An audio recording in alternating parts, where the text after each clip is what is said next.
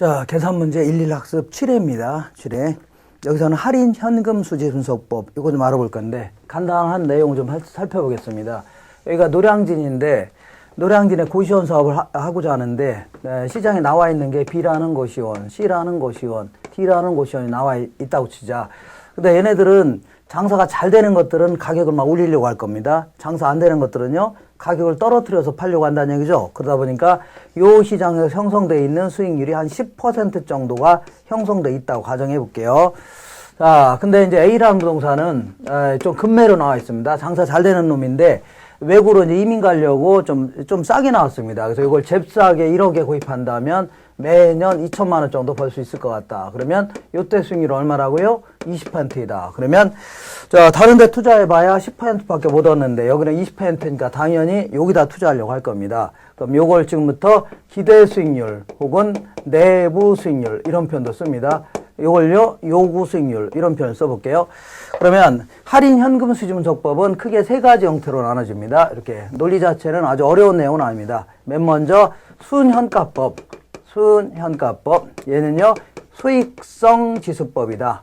얘는요 요거를 그 내부 수익률법 이렇게 주는데, 얘는 저 내부 수익률 계산해 볼게요. 내부 수익률은 얼마라고요? 자, 지금 1년 후에 처분한다 가정해 볼게요. 1년 후에. 그러면 1억 투자했을 때 1년 후에 얼마 들어온다는 얘기예요? 1억 2천만 원 정도 들어온다는 얘기죠. 그러니까 지금 1년 후에 처분한다고 논리 자체를 간단히 한다면 이때 수익률이 얼마라고요? 20% 아닙니까? 그 20%니까 요거를 뭐하고 비교했다고요? 요구 수익률하고 비교하겠다는 얘기입니다. 그래서 내부 수익률이 뭐보다 클 때요? 내부 수익률이 요구 수익률보다 크거나 같을 때 선택하겠다. 그런 얘기입니다. 근데 이걸 뭐 위에 할인 현금 수지 분석법이냐 이렇게 의아해할 수 있는데, 얘는 내부 수익률 계산할 때 1년 후에 처분하니까 간단히 1억 투자니까 2천만 원 버는 거 아닙니까? 간단히 계산할 수가 있다는 얘기입니다. 근데 원래는 어떻게 계산해야 되냐면 앞으로 들어올 돈을 할인했을 때, 할인율이 얼마인지 모르겠지만 지금 시점으로 할인했을 때 투자 금액과 일치시켜 놓은 할인율을 계산해야 됩니다. 그렇기 때문에 이것도 할인해야 되는 겁니다. 그러니까 이걸 뺐더니 1억, 붙였더니 이 금액으로 만드는 금액을 계산해야 돼요. 할인율을. 그러니까 이것도 할인 현금 수지 분석법이다. 이렇게 정리하시고, 이걸 다른 형태로 좀 알아보겠습니다. 1억을 투자했는데 1년 후에 1억 2천만 원 정도 들어올 예정이다. 그러면 요거는 내 손에 나간 돈이죠. 이건 앞으로 들어올 돈인데, 어쨌거나 이 앞으로 이건 나간 돈이고 요건 들어올 돈인데, 들어올 돈을 요구 수익률로 할인해 볼게요. 10%로 할인한다면, 자, 일시불의 현재 가치 계속 곱하면 됩니다. 그러면 얼마 나오냐면 1억 909만 원이 나올 겁니다. 1억 909만 원. 그러면 자, 1억 2천에서 1억 10% 뺀 게 이 금액이죠. 봤네. 거꾸로 한다면 1억 909만 원에서 10% 붙인 게 이 금액이다. 그러면 시장에서 다른 부동산에 투자해서 1년에 1억 2천 생기려면 얼마는 투자해야 돼요? 1억 909만 원 투자해야 되죠. 근데 내 부동산에 1억만 투자해도 이 정도 생기는 거 아닙니까? 벌써 투자 시점에 얼마가 임무이라고요? 909만 원만큼 임무이죠. 이 909만 원을 수년가라고 하는 겁니다. 그러니까 수현재 가치가 얘는 0보다 크거나 같을 때 선택하겠다는 얘기입니다. 근데 얘는 쓸데없이 나온 건데, 얘는 1억분의 1억 909만 원 해준 겁니다. 이것분의 이거. 여기서 요것 뺀 걸 수년가. 이것분의 이거 한 거 있죠? 요걸 수익성 지수다. 그래서 수익성 지수는 분수식으로 나온 거니까 1보다 크거나 같을 때 선택하겠다. 그런 논리를 할인 현금 수지 분석법이라는 겁니다. 1번 볼게요. 어떤 투자안의 현재 투자 금액이 2천만 원이고, 2,000원이네요. 2,000원이고, 자, 이 논리만 잘 기억하시면 돼요. 1년 후에 현금 유입액이 3,000원일 때, 자, 수년째 가치와 내부 수익률은 각각 얼마인가? 내부 수익률은 1년 후에는 바로 계산할 수 있습니다. 왜냐하면 2,000원 투자해서 1,000원 더 버는 거죠? 그러니까 50%를 버는 거네. 2,000원 중에 1,000원 벌었으니까 곧바로 계산할 수 있습니다. 자, 그 다음에 요때 이제 그 수년제 가치는 요거를 앞으로 들어올 돈을 요구 수익률로 할인하면 됩니다. 요구 수익률이 20%라고 했죠? 20%니까 어떻게 해요? 일시불의 현재 가치 계속 포함 되죠? 2천만 원 곱하기 일시불의 현재 가치 계수는 공식을 좀 암기를 하셔야 됩니다. 1 플러스 R이 0.2죠? 20%. 요거에 1제곱분의 1이니까 1.2로 나누면 됩니다. 그러면 얼마가 되냐면, 얼마가 나오냐면, 얘가 2,500원 나올 겁니다. 2,500원. 자, 3,000원을, 3,000원인데요. 3,000만이라고 적었네요. 잘못했습니다. 3,000원을 1.1로 나누면 얼마? 2,500원 나올 겁니다. 그러면 여기서 요거 뺀 게 수년가라고 했죠? 수년가는 500원이다. 이렇게 계산하면 되겠네요. 자, 그 다음에 2번 보겠습니다. 부동산에 100억 원을 투자할 경우에 분석한 결과 수년가가 20억 원으로 분석되어 있다. 그러면 이렇게 볼게요. 내 손에 나간 돈, 이거 앞으로 들어올 돈이죠? 들어올 돈을 할인했는데 뭘로 할인한다고요? 요것을 할인한다고 했죠? 그래서 이렇게 해서 요거서 요거 뺀 게 수년가인데 요때 100억 원을 투자했을 경우에 100억 원을 투자했답니다. 투자했을 경우에 수년가가 20억으로 분석됐다. 그러니까 여기서 요거 뺀 게 20억이라는 얘기죠? 20억. 그러면 자, 내부 수익률이 25%에 있다면 이 투자의 수익성 지수는 그러니까 이거는 내부 수익률 아무 필요 없는 자료입니다. 어쨌거나 여기서 요거 뺀 게 20억이니까 얘는 얼마라는 얘기예요? 120억이라는 얘기죠? 그러면 수익성 지수는 이것분의 이거라고 했죠? 이것분의 이거니까 1.2가 되겠네요. 그래서 정답은 1.1을 답하시면 됩니다. 1.1을 답하시면 된다. 자, 이번에는 3번 보겠습니다. 3번은 이런 형태가 이제 요즘 자주 물어보는데, 이게 이제 시간이 꽤 걸립니다. 그렇지만, 좀 연습 좀 하면, 시간이 다른 걸 풀고 나서 시간이 남는 상태라면, 풀 수도 있습니다. 자, 다음 사업들은 모두 사업기간이 1년이며 금년에는 현금 지출만 발생하고 내년에는 현금 유입만 발생한다고 하자 할인율은 5%인데 자, 수년가와 수익성 지수를 구하라 그 얘기인데 A, B, C, D가 있는데 자, 이 금년에 현금 지출액이 300만 원, A는 300만 원짜리랍니다. 투자 금액이 300만 원, B는요 100만 원짜리라는 얘기죠. C도요 100만 원짜리, D도요 100만 원짜리인데 자, A 부동산 하나만 한번 먼저 계산해 볼게요. 하나만. 금년의 현금 지출은 300만 원이고 1년 후에 얼마 들어온다고요? 630만 원 들어온다. 그러면 자, 어쨌거나 여기서 수년가와 수익성 지수를 계산하라고 했으니까 일단은 요건 내 손에서 나간 돈, 앞으로 들어올 돈을 요구 수익률로 할인하면 된다고 했죠? 요구 수익률은 할인율 5%라고 돼 있으니까 어떻게 좀 된다고요? 일단 아까 계산한 것처럼 300만 원 나누기 곧바로 1 플러스 0.05로 해주면 됩니다. 이게 일시불의 현재가계출 곱한 겁니다. 자, 그럼 요거 계산하면 얼마가 되냐면 600만 원 나올 겁니다. 600만 원이 나온다. 그러면 자, A 부동산의 수년가는 여기서 요거 뺀 거죠? 300만 원이 되겠네요. 그 다음에 수익성 지수는요. 이것분의 이거죠? 2가 되겠죠? 이런 식으로 계산하면 됩니다. 이런 식으로 전부 다 계산하면 되겠네요.